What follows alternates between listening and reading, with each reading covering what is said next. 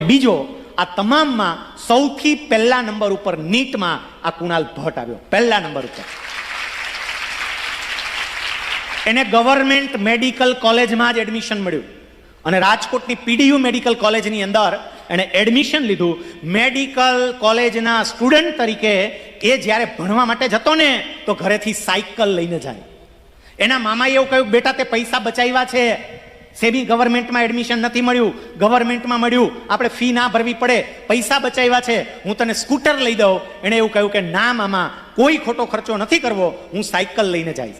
Cycle લઈ અને એ દીકરો ભણવા માટે જાય. એને પોતાનું MBBS પૂરું કરી લીધું અને અત્યારે હવે PGનું એનું જે અભ્યાસ છે એ ચાલુ થયું. થોડા સમય પછી એ દીકરો માસ્ટર પણ પૂરું કરશે અને પછી સુપર સ્પેશિયાલિસ્ટ એને બનવું છે એવું કહે છે તો સુપર સ્પેશિયાલિસ્ટ પણ બનશે.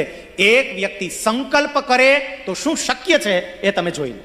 અને હવે દરેક તમે વિચારો કે આપણે શું સંકલ્પ કરીએ છીએ. મિત્રો એટલું યાદ રાખજો, આપણને એવું થાય કે સાહેબ તમે આ બધી વાત કરો ને, આ તો બધા બહુ સમૃદ્ધ માતા પિતાના દીકરા દીકરીઓ હોય, એની પારિવારિક પરિસ્થિતિ એવી હોય, સાહેબ એની આર્થિક પરિસ્થિતિ એવી હોય, એના પરિવારમાં બધા ભણેલા. અમે તો ગામડામાં રહેનારા, મમ્મી દાળીએ વહી ગઈ હોય, પપ્પાઈ મજૂરી કરતા હોય, ક્યાંક કારખાનામાં કામ કરતા હોય, અમે શું કરી શકીએ? મેં તમને જે કંઈ પણ ઉદાહરણ આપ્યા ને એ બધા જ ઉદાહરણ આપણા જેવા જ દીકરા દીકરીઓના ઉદાહરણ છે કે સામાન્ય પરિસ્થિતિ વાળા પણ ક્યાંના ક્યાં પહોંચી શકે, તમે પણ એ કરી શકો. એટલે ક્યારેય તમારી જાતને સામાન્ય નહીં સમજતા. તમારા બધામાં એક ક્ષમતા છે. આવી જ્યારે આપણે વાત કરીએ ને એટલે કેટલાક વિદ્યાર્થીઓ એવું કહે કે જો આ ભાઈ વાત કરવા આવ્યા ને એને મોટિવેશનલ સ્પીકર કહેવાય. અને મોટિવેશનલ સ્પીકર એટલે શું કે મોટી મોટી વાતો કરે, એવી મોટી મોટી ગાભા ફાડી નાખે એવી વાતો કરશે અને આપણને એવા પંપ મારશે, એવા પંપ મારશે, એવા પંપ મારશે, આમ એવા ફૂલાવીને ફાડકો કરી દે ને. આ લોકોનું કામ જ આવો. સમજી રાખજો, હું તમને જે કંઈ પણ વાત કહી રહ્યો છું ને આ માત્ર ને માત્ર ફૂલાવીને ફાડકો કરવાની વાત નથી, આ નરી વાસ્તવિકતા છે. મેં તો ખાલી તમને બે ચાર ઉદાહરણ આપ્યા. તમારી આસપાસ આવા ઢગલા બંધ ઉદાહરણ હશે કે જે લોકોએ એક સંકલ્પ કર્યો હોય અને એ સંકલ્પને કઈ રીતે ચરિતાર્થ કરે. હમણાં જ અમે ત્યાં સ્ટાફ રૂમમાં બેસીને વાતો કરતા હતા. બટુકભાઈએ જ્યારે આ વિસ્તારની અંદર આ શાળા શરૂ કરવા માટેનો વિચાર કર્યો કે ગ્રામ્ય વિસ્તારના વિદ્યાર્થીઓ એનામાં ક્ષમતા હોય, ટેલેન્ટેડ હોય અને છતાંય ભણે નહીં, મોટું સપનું જોવે નહીં, આપણે ગ્રામ્ય વિસ્તારમાં અદ્ભુત શિક્ષણ આપે એવી શાળા ચાલુ કરવી છે એવો એમણે સંકલ્પ કર્યો. અમુકે કીધું એ છે એટલે શાળા શરૂ કરવી ભાવનગરમાં કરાય, તળાજામાં કરાય, આવા નાના ગામડામાં ક્યાં કરવી, ટીમડા આવા ગામમાં શાળા કરવાની કહ્યું હશે કોઈ કે. પણ એમને કહ્યું કે ના, મારે ગ્રામ્ય વિસ્તારના વિદ્યાર્થીઓ માટે ગામડાની વચ્ચે રહીને કામ કરવું છે. અને એનું પરિણામ સાહેબ તમે અત્યારે જોઈ શકો છો કે તમારી શાળાની દિવાલમાં ક્યાંય સમાય નહીં એટલા ફોટા વિદ્યાર્થીઓના છે. પછી અલગ અલગ કોઈ પણ પ્રકારની પરીક્ષા હોય, એ શિષ્યવૃત્તિની પરીક્ષા હોય, એ નવોદયની પરીક્ષા હોય, એ બાલાચડીની પરીક્ષા હોય, એ પ્રખરતા શોધ કસોટી હોય, કોઈ પણ પરીક્ષા હોય, ગણેશ શાળાના વિદ્યાર્થીઓ બધે જ છવાઈ ગયા. એના પાયામાં આ વ્યક્તિએ કરેલો સંકલ્પ પણ છે. મારે એક બાબત એ નોંધવી છે ને તમને કહેવી છે. આખા ગુજરાત રાજ્યમાં અત્યાર સુધીમાં કેટલી જગ્યાએ હું પ્રવચનો કરવા માટે ગયો છું અને ગુજરાતમાં જ નહીં, ગુજરાતની બહાર પણ અત્યાર સુધીમાં મારી જિંદગીમાં હું પહેલી વખત એવું દ્રશ્ય જોઈ રહ્યો છું કે શાળાના શિક્ષક એ મંચ ઉપર બેઠા હોય અને શાળાના સંચાલક વિદ્યાર્થીઓની સામે પલાઠી વાળીને બેઠા હોય. તમે વિચાર તો કરો, વિદ્યાર્થીઓની સાથે પલાઠી વાળીને બેસે. આ તમારા માટે અત્યંત મહત્વની વાત છે અને સમજવા જેવી વાત છે. એની જેમ તમે કરી શકો, એને જે સપનું જોયું છે ને એ સપનું તમે જોઈ અને તમે પૂરું કરી શકો. હવે કરવાનું શું? ચલો આટલી વાત કર્યા પછી હવે પ્રેક્ટિકલ પાછું. અમારે શું કરવાનું સાહેબ? તો તમારે શું કરવાનું? પહેલું, તમને જે મનમાં આવતું હોય ને કે મારે આ બનવું છે, તમે લખો, કાગળ ઉપર લખો. હું તો ત્યાં સુધી કહું કે તમારામાંથી કોઈનું ડોક્ટર બનવાનું સપનું હોય ને, ડોક્ટર બનવાનું, તમે 8માં કેમ નથી, 9માં કેમ નથી? અત્યારથી જ તમારા નામની આગળ ડોક્ટર લખો અત્યારથી. જે તમે નામ લખતા હોય ને બુકમાં, ડોક્ટર શૈલેષ સકપરિયા એમ લખો. એન્જિનિયર બનવું હોય તમારા નામની આગળ TR લખો, અત્યારથી લખો. ટીચર બનવા માંગતા પેલા ER, ટીચર બનવા માંગતા હોય TR, જે બનવા માંગતા હોય તમારા નામની સાથે એ અત્યારથી લખવાનું ચાલુ કરી દે. ભાઈ એના શું થાય એક બળ મળે. હું સ્પીપામાં ઘણા વર્ષો સુધી જોઈન્ટ ડાયરેક્ટર રહ્યો. વિદ્યાર્થી મિત્રો, કદાચ તમારામાંથી કોઈએ આ સ્પીપાનું નામ સાંભળ્યું હોય. ગુજરાત સરકારની એક એવી સંસ્થા કે જે આપણા ગુજરાતના દીકરાઓ અને દીકરીઓને સ્પર્ધાત્મક પરીક્ષાની તૈયારી કરાવે છે. UPSCની પરીક્ષાની તૈયારી કરાવે. તમે પરીક્ષા આપો, પાસ થાવ, સીધા કલેક્ટર બનો, સીધા કમિશનર બનો, સીધા DSP બનો. સ્પીપા એ કામ કરાવે. અમારી બેચ ચાલુ થાય, વિદ્યાર્થીઓ મને મળવા માટે આવે, તમારા જેવા જ યુવાન વિદ્યાર્થીઓ હોય. હું પૂછું, બેટા ગોલ શું? મને કે સાહેબ IAS બનવું છે. IAS. નામ શું? મને કે શૈલેષ સકપરિયા. હું કહું અત્યારથી લખ, નીચે હાલ શૈલેષ સકપરિયા, નીચે લખ IAS લખ, અત્યારથી લખ. ભલે 100 રૂપિયાનો ખર્ચો થાય, તારા નામની એક નેમ પ્લેટ બનાવ. નેમ પ્લેટ શૈલેષ સકપરિયા, 100 રૂપિયાની ભલે ખર્ચો થાય, કર ખર્ચો, અને એમાં નીચે IAS લખ. અને તારા ઘરના દરવાજાની બહાર 2 ખીલી ઠપકારી અને માયરા, અત્યારથી માય, અત્યારથી લઈ. કોઈ ના નહીં પાડે. આમાં જેના જે સપના હોય ને, હું એટલું કહું છું કે આવતા 1 મહિનામાં તમારા પપ્પાને કહે અને તમારા નામની નેમ પ્લેટ બનાવો. દુનિયામાં દાંત કાઢવા હોય તો ભલે દાંત કાઢે, તમારી મજાક ઉડાડવી હોય ભલે મજાક ઉડાડે, પણ અત્યારથી જ તમારો ગોલ નક્કી કરીને દિવાલમાં ચોંટાડીને નાખો, લોકોને ખબર પડે. એ મોટો ફાયદો કહી દો તમને આનો, બોલો. બાકી બીજો ફાયદો થાય કે ના થાય? અત્યારે તમે તમારું નામ લખી નીચે IAS, IPS, આવું કાંઈ પણ જે કંઈ પણ બનવા માંગતા હોય એ લખી અને બરોબરની ખીલી મારી અને દરવાજાને બહાર રાખી દો. શું થાય? PGVCL વાળા ચેકિંગમાં આવે ને તો તમારા ઘરમાં ન આવે. એમ કે આ તો કોઈ કલેક્ટરનું ઘર લાગે છે ભાઈ. હવે એને ખબર ન હોય, કલેક્ટર બિચારો ટિફિન ખાય છે છેડ નીચે બેઠો બપોરે. અત્યારથી તમારો ગોલ નક્કી કરી અને લખીને રાખો, અને જે આવું કરતા હોય ને એને એનું પરિણામ પણ મળે. આ ખાલી હું વાત નથી કરતો સાહેબ. વિશ્વની સૌથી નામાંકિત યુનિવર્સિટી, એનું નામ છે હાર્વર્ડ યુનિવર્સિટી. આજકાલ ડોનાલ્ડ ટ્રમ્પને કારણે એ ચર્ચામાં છે. આ હાર્વર્ડ યુનિવર્સિટી વિશ્વની સૌથી પ્રસિદ્ધ યુનિવર્સિટી પૈકીની એક છે. હાર્વર્ડ, ઓક્સફર્ડ, કેમ્બ્રિજ, સ્ટેનફર્ડ, આ નામાંકિત યુનિવર્સિટીઓ છે વિશ્વની. જેવી રીતે આપણે અહીંયા તક્ષશિલા, નાલંદા, વલ્ભી આ બધી હતી એ રીતે.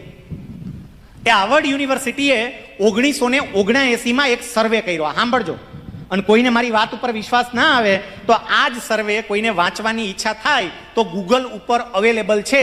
ગૂગલ ઉપર આ સર્વે જોઈ લેજો. એ સર્વે કર્યો, અને એ સર્વેની અંદર એની MBA કરનારા વિદ્યાર્થીઓની એક બેચ હતી. એ વિદ્યાર્થીઓને એવું પૂછવામાં આવ્યું કે તમે શું બનવા માંગો છો, તમારે શું બનવું છે ટૂંકમાં. વિદ્યાર્થીઓને આવું પૂછ્યું. હવે વિદ્યાર્થીઓએ જે જવાબ આપ્યા છે એ જવાબ સાંભળજો.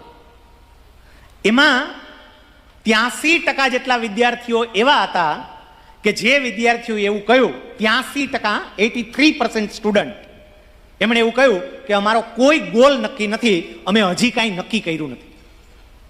14% વિદ્યાર્થીઓ એવા હતા કે જે વિદ્યાર્થીઓ એવું કહ્યું કે અમારે શું બનવું છે એ અમારા મનમાં નક્કી છે, પણ અમે લખીને રાખ્યું નથી. તમે લખવાની વાત કરો છો, એવું લખીને નથી રાખ્યું, અમારા મનમાં નક્કી છે અમારે શું બનવું. પણ 3% વિદ્યાર્થીઓ એવા હતા કે જેને શું બનવું છે એ નક્કી હતું અને લખીને રાખેલું હતું. આ 1979માં સર્વે કર્યો, એનું પરિણામ 83% વિદ્યાર્થીઓ એવા કે જે વિદ્યાર્થીઓનો કોઈ ગોલ નક્કી નથી, 14% વિદ્યાર્થીઓ એવા જેનો ગોલ નક્કી છે પણ માત્ર મનમાં નક્કી છે, અને 3% વિદ્યાર્થીઓ એવા કે જેનો ગોલ નક્કી છે ને લખીને રાખ્યો છે. વાત પૂરી થઈ.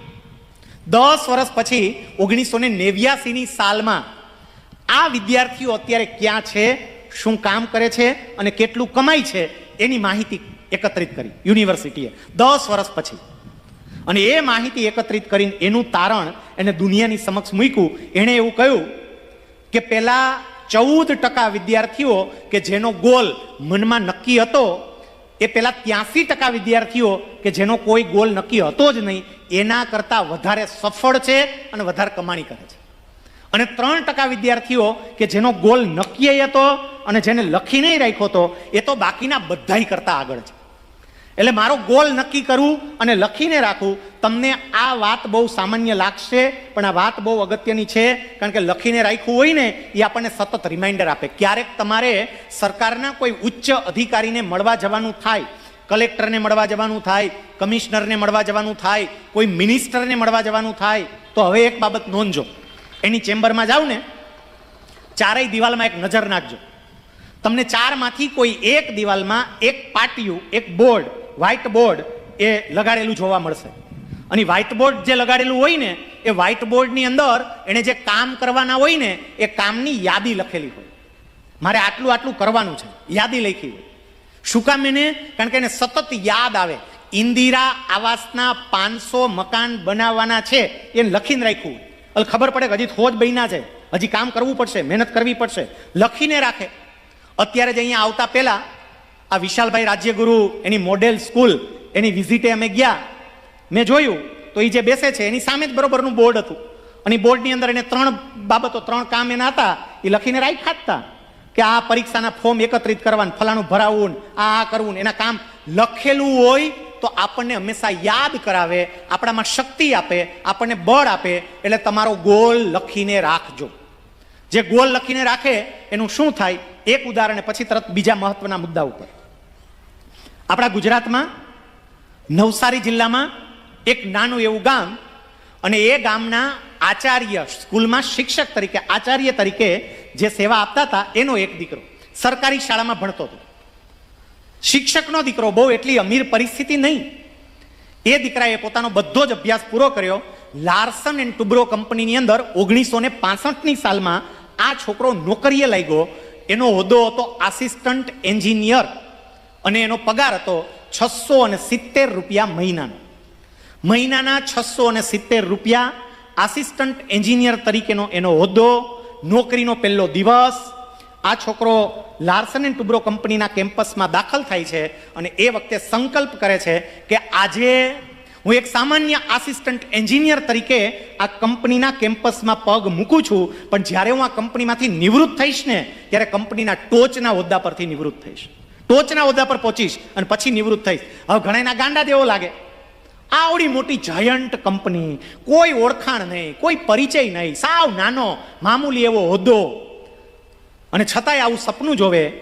એ ભાઈએ, એ યુવાને એક કાગળ ઉપર પોતાનો ગોલ લખ્યો. પહેલા એને પોતાનું નામ લખ્યું. મેં હમણાં તમને કહ્યું ને, અનિલ નાયક, પોતાનું નામ લખ્યું, અનિલ નાયક. અને પછી નીચે એને પોતાનો હોદ્દો લખ્યો. એનો હોદ્દો કયો હતો? હમણાં મેં તમને કહ્યું, આસિસ્ટન્ટ એન્જિનિયર. પણ એનો લખ્યો, એને કાગળમાં નામ લખ્યું અનિલ નાયક, નીચે લખ્યું group chairman Larsen and Toubro group. Group chairman એટલે ખબર પડે, કોઈ એક કંપનીનો ચેરમેન નહીં, લાર્સન એન્ડ ટુબ્રો કંપનીની બીજી કેટલીય પેરેન્ટ્સ કંપનીઓ હોય, અલગ અલગ કેટલીય કંપનીઓ, એ બધી જ કંપનીઓનું આખું ગ્રુપ થાય અને એના જે ચેરમેન હોય તે, કેટલાકને એવું લાગે કે આવું શક્ય જ નથી, આવું કેવી રીતે બને. 2017માં 8 વર્ષ પહેલા આ માણસ રિટાયર્ડ થયા. અને જ્યારે રિટાયર્ડ થયા, તમારામાંથી કોઈને વાંચનની ટેવ હોય, ક્યાંયથી સાંભળ્યું હોય તો કદાચ આ ખબર હોય કે આ માણસ જ્યારે રિટાયર્ડ થયા ત્યારે લાર્સન એન્ડ ટુબ્રો કંપનીના ગ્રુપ ચેરમેન તરીકે રિટાયર્ડ થયા. ગ્રુપ ચેરમેન હતા લાર્સન એન્ડ ટુબ્રો કંપની. એને જે નક્કી કર્યું ને, આ ગુજરાતનો ગામડાનો દીકરો અનિલ નાયક લાર્સન એન્ડ ટુબ્રો કંપનીના ચેરમેન તરીકે નોકરીમાં દાખલ થયા. 670 રૂપિયાનો પગાર હતો, 670 રૂપિયા મહિનાનો. અને જ્યારે નોકરીમાંથી નિવૃત્ત થયા ત્યારે એને નિવૃત્તિના જે લાભ આપવામાં આવે, કોઈ પણ કર્મચારી નિવૃત્ત થાય એટલે એને નિવૃત્તિના લાભ મળે. આ જેટલા અમારી પાછળ 1-2 સરકારી કર્મચારી અધિકારી બેઠા છે, પૂછજો એને, બધા નિવૃત્તિના લાભ ગણતા હોય. નિવૃત્ત થવાનું થાય ને ત્યારે ગ્રેચ્યુઇટીના આટલા મળશે, પીએફના આટલા આવશે, રજા નથી ભોગવી એના આટલા આવશે, સરવાળો મળે 35 લાખ. રાજી રાજી થઈ જાય 35 લાખમાં. અનિલ નાયકને એના નિવૃત્તિના લાભ પેટે કુલ મળીને 137 કરોડ રૂપિયા ચૂકવા છે કંપનીએ. 137 કરોડ. તમે વિચાર કરો, આ છે સંકલ્પની તાકાત. એટલે આજ પછી પહેલું કામ આપણું એ થાય કે મારો ગોલ શું છે એ હું નક્કી કરીશ, લખીને રાખીશ. 10મા વાળા અને 12મા વાળા તમારા માટે ખાસ લાંબા ગાળાનો ધ્યેય જે હોય તે, પણ બોર્ડમાં તમે કેટલા ટકા લાવશો અને દરેક વિષયમાં તમારે કેટલા માર્ક્સ હશે એ પણ લખીને અત્યારથી રાખો. લખો, બોર્ડમાં જે ટકા લાવવાને લખો, તમારું નામ બોર્ડ ફર્સ્ટ 99.99 PR, અને જઈને તમારા આચાર્ય હરેશ સાહેબને પૂછો, સાહેબ 10માં આપણો રેકોર્ડ શું હતો સ્કૂલનો અત્યાર સુધીમાં, અને એ રેકોર્ડ હવે હું બ્રેક કરીશ. કરો, થાય, અઘરું નથી, બધું જ શક્ય છે. એટલે દરેકે દરેક વ્યક્તિ સંકલ્પ કરે, ગોલ નક્કી કરે, લખીને રાખે. હવે બીજી વાત, ખાલી ગોલ નક્કી કરવા પૂરા ન થઈ જાય ભાઈ. આમાં તો તમે એમ કે સાહેબ સાહેબ સાહેબ પ્રવચન પૂરું કરી દો સાહેબ, હવે તો પરસેવો બહુ વળે છે સાહેબ, સમજાઈ ગયું સાહેબ, તમે જે કહો અહીંયા દિલમાં ચોટી ગયું સાહેબ, દિલ પે લગ ગઈ આપકી બાતે, બસ હવે મૂકી દો, વાત પૂરી કરો, તમે છૂટા અમે છૂટા, બધા છૂટા. મૂળ તો સાહેબ સંકલ્પ જ કરવાનો હે ને, સમજાઈ ગયું સાહેબ. અને સાહેબ આવા સામાન્ય સંકલ્પો શું કરવા, ડોક્ટર બનવું, એન્જિનિયર બનવું, શિક્ષક બનવું, વકીલ બનવું, આ વાતે કઈ સંકલ્પ હોતા છે? એટલે આપણે કહીએ તો તારો સંકલ્પ શું છે વળી? એટલે આપણને આમાંથી કોઈક જવાબ આપે, પ્રાઇમ મિનિસ્ટર ઓફ ઇન્ડિયા આપણો સંકલ્પ, ભારતના વડાપ્રધાન. બસ એક ચા બનાવવા વાળો ભારતના વડાપ્રધાન બની શકે તો ગણેશ વિદ્યાલયનો વિદ્યાર્થી કેમ ના બને? આપણે કઈ શાબાશ બેટા, વેરી ગુડ. આ બાજુથી કોક બોલે પાછું સાહેબ એ પણ નહીં, આપણે કઈ તો president of India Draupadi Murmu, એ તો કાળા છે અને તોય રાષ્ટ્ર, હું તો ધોરી છું તો હું તો રાષ્ટ્રપતિ બનું ને. માત્ર ને માત્ર સપના જોવાથી સપના પૂરા થાય નહીં, એને માત્ર શેખ ચલ્લીના સપના કહેવાય. સંકલ્પ જોવા, માત્ર સંકલ્પ કરવાથી સંકલ્પ પૂરા ના થાય. સંકલ્પને પૂરા કરવા માટે મારે જે કામ કરવું પડે બીજું, એ હવે આવે છે સમર્પણ. માત્ર સંકલ્પ નહીં, સમર્પણ. સમર્પણ એટલે પોતાની જાત હોમી દેવી પડે, મહેનત કરવી પડે, પુરુષાર્થ કરવો પડે. એક બહુ સરસ મજાની કોઈ કવિએ વાત કરી છે, મિટા દે અપની હસ્તી કો ગર કુછ મર્તબા ચાહે, मिटा दे अपनी हस्ती को गर कुछ मर्तबा चाहे, दाना खाक में मिलके गुले गुलजार होता है. જ્યારે દાણો જમીનમાં જાય પછી એને પેલા પીડા કેટલી થાય. આપણે બધા ખેડૂતના દીકરા છીએ, આપણી આસપાસ ખેતી થતા જોઈ છે કે નથી જોઈ? હમણાં વરસાદ પડશે, વાવણી થશે, કેટલાક આગળના વરસાદમાં ઠોકી હોતન દીધી છે, પાણી હોય એને. બાકી વાવણી થાય, માંડવી વવાતી હોય, મગફળી વાવો, દાણા અંદર જાય અને પછી દાણા અંદર જઈને રાયડું પાડવા માંડે તો અહીંયા તો બહુ ગરમી થાય છે, બહુ ગરમી થાય છે, બહાર કાઢો બહાર કાઢો, મજા નથી આવતી નથી આવતી. એટલે રહેવું પડે. તારે મગફળી આપવી છે, તારે ફળ આપવા છે તો રહેવું પડે. જે દાણા બહાર આવી જાય, મારા સહન નથી થતું એમ કરીને, એ દાણાનું શું થાય? એને પારેવા ચણી જાય, પક્ષીઓ ચણી જાય, કાં હળી જાય, કાં એમાંથી ઉગે તો એને અરોડા કહેવાય. અરોડા, અરોડાને ઉપાડીને ફેંકી દેવાના હોય, કામમાં ન આવે. એ તો દાણાએ અંદર જવું પડે, મહેનત કરવી પડે. વિદ્યાર્થી મિત્રો, તમારા બધાનામાં એક ક્ષમતા છે, એક વખત મહેનત કરવાનો સંકલ્પ કરવો કે મારે મહેનત કરવી છે. હું બુદ્ધિની દ્રષ્ટિએ વાત કરું ને, તમે ગામડાના વિદ્યાર્થીઓ છો એટલે નથી કહેતો, હું વાસ્તવિક રીતે કહું છું કે શહેરના વિદ્યાર્થી અને ગ્રામ્ય વિસ્તારના વિદ્યાર્થી એ બંનેની જો ઇન્ટેલિજન્સી ચેક કરવામાં આવે, ઇન્ટેલિજન્સી જેને આઈક્યુ કહેવાય, આઈક્યુ ઇન્ટેલિજન્ટ કોશન્ટ, બુદ્ધિમત્તાનો આંક, એ જો ચેક કરવામાં આવે ને તો નિર્વિવાદપણે અમુક અપવાદોને બાદ કરતા શહેરના વિદ્યાર્થીઓ કરતા ગ્રામ્ય વિદ્યાર્થીઓનો આઈક્યુ હંમેશા ઊંચો આવે, હંમેશા વધારે હોય. તમારો આઈક્યુ ઊંચો જ આવે. આમાં ઘણા કે આ ભાઈ શહેરમાં બોલવા જતા હશે ત્યાં એનો આઈક્યુ ઊંચો આવે એવું કહેતા હશે ને? ના, આ નરી વાસ્તવિકતા છે. જવાહરલાલ નહેરુ ગમે એટલું ભણેલા હોય પણ સરદાર પટેલ જે વિચારી શકે ને એ નહેરુ ના વિચારી શકે. ગ્રામ્યમાંથી આવેલું એ ફૂલ હતું. એને જે વિચાર આવે નહેરુને વિચાર ના આવે. શહેરનો વિદ્યાર્થી હોય, ક્યાંક પાણી પીવા જવાનું હોય, પાણી હોય નહીં, બોટલમાં પતી ગયું હોય, 3-4 જગ્યાએ પૂછે બધું, શું ક્યાં વ્યવસ્થા હશે, શું હશે, કેમ હશે, કેમ પાણી મળે, ક્યાંથી મળે, શું મળે. અને આપણા જેવા હોય તો ગામે ત્યાં ધોરિયો બોરિયો ગોતી લે, આગળ બળદ પીતો હોય ને અહીંયા આપણે ચાલુ થઈ જાય ધમધમાટી, કાંઈ વાંધો આવે નહીં. આપણા રસ્તા આપણે પોતે ગોતી લઈએ છીએ. સાહેબ, ગ્રામ્ય વિદ્યાર્થીઓની બુદ્ધિમત્તા ખૂબ સારી છે અને એ આ ગણેશ વિદ્યાલયે સાબિત